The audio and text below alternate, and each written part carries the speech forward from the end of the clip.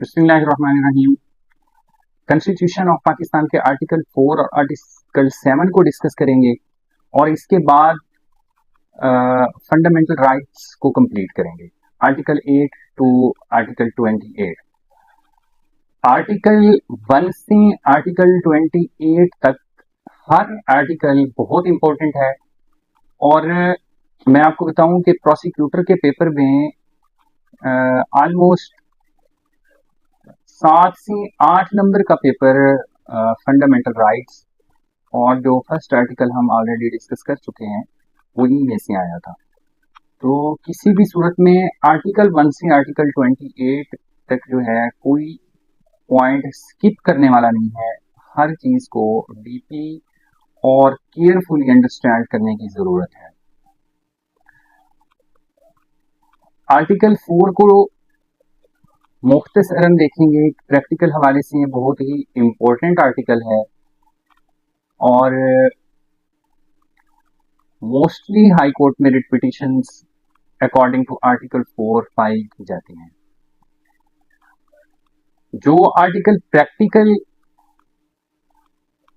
Base पे important है mostly वही आर्टिकल पेपर में भी डिस्कस किए जाते हैं। आर्टिकल 4 की वर्डिंग को देखें तो right of individual to be dealt with in accordings with law. इसका मतलब ये है कि इंडिविजुअल का जो राइट है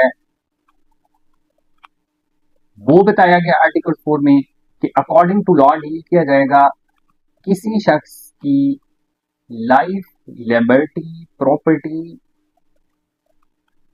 अगर लॉ में प्रोवाइडेड है तो ली जा सकती है, अदरवाइज नहीं। फॉर एग्जाम्पल, अगर किसी शख्स ने कोई ऑफेंस कमिट किया है, मर्डर किया है, तो उसको लाइफ इम्प्रिजनमेंट या सजाए मौत दी जा सकती है, अदरवाइज नहीं।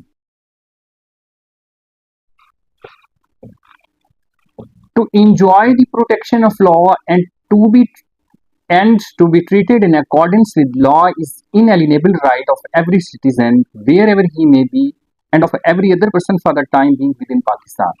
दो चीजें समझने वाली है। एवरी सिटीजन ऑफ पाकिस्तान पे ये आर्टिकल 4 एप्लीकेबल है और एनी पर्सन जो टाइम बीइंग पाकिस्तान में है वो भी आर्टिकल 4 की प्रोटेक्शन को एंजॉय कर सकता है। आर्टिकल 4 की प्रोटेक्शन क्या है, इसमें चंद चीजें बताई गई हैं, उसको डिस्कस करते हैं। According to text of the constitution, in particular, no action detrimental to the life, liberty, body, reputation और property of any person shall be taken except in accordance with law. समझने की बात यह है कि कोई भी एक्शन किसी भी शख्स के खिलाफ नहीं लिया जा सकता जो detrimental to his life, body, reputation और प्रॉपर्टी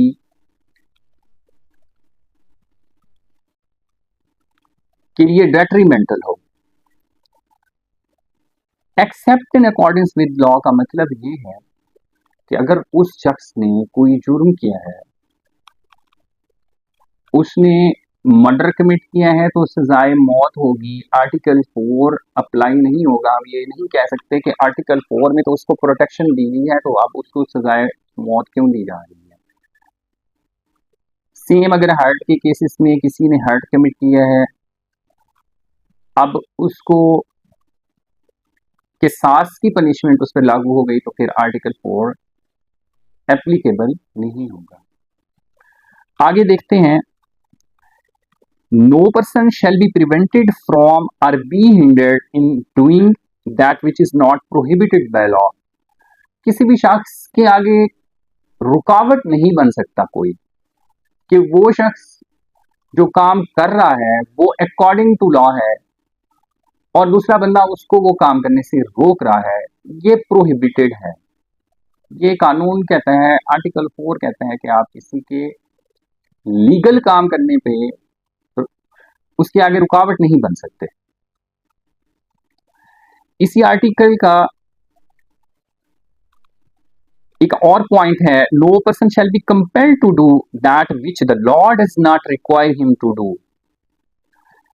लॉ की रिक्वायरमेंट है कि ये काम ना करो, और कोई शख्स किसी दूसरे शख्स को कंपेल करता है, मजबूर करता है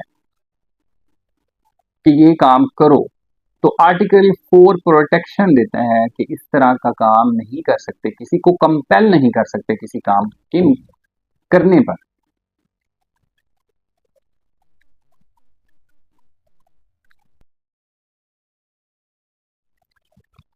आर्टिकल 7 स्टेट की डेफिनेशन बताता है कि स्टेट क्या है, किसको स्टेट कहेंगे। और अगर हम आर्टिकल 1 को इसके साथ देखें तो थोड़ी सी कॉम्प्लिकेशन पैदा होती है कि आर्टिकल 1 में भी स्टेट का बताया गया और आर्टिकल 7 में भी स्टेट का बताया गया, इनमें डिफरेंस क्या है। अगर हम आर्टिकल 1 को देखें तो उसने कहा जी आप स्टेट का नाम जो है वो फेडरल रिपब्लिक स्टेट को कहेंगे, और उसके साथ स्टेट की जियोग्राफी के बारे में बताया, टेरिटरीज के बारे में बताया, प्रोविंसेस के बारे में बताया, और फेडरल कैपिटल के बारे में बताया, और उन एरियाज का बताया जो बाय एक्सेशन हासिल हुए या अदरवाइज। लेकिन आर्टिकल 7 स्टेट की डेफिनेशन बताता है, आर्टिकल 1 स्टेट की ज्योग्राफी और स्टेट का नेम बताता है, और आर्टिकल 7 बताता है स्टेट है क्या।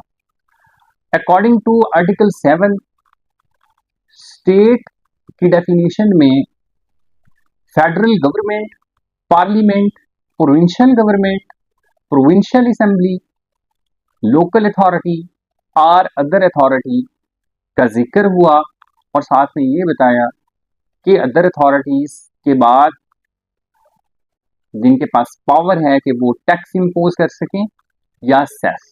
Cess is the kind of tax.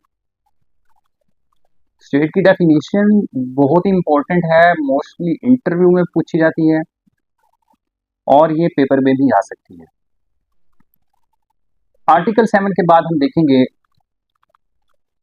Fundamental rights. Fundamental rights paper के हवाले से बहुत इंपॉर्टेंट हैं, और वैसे भी हर शख्स को फंडामेंटल राइट्स का पता होना चाहिए कि उसके बुनियादी हकूक क्या हैं।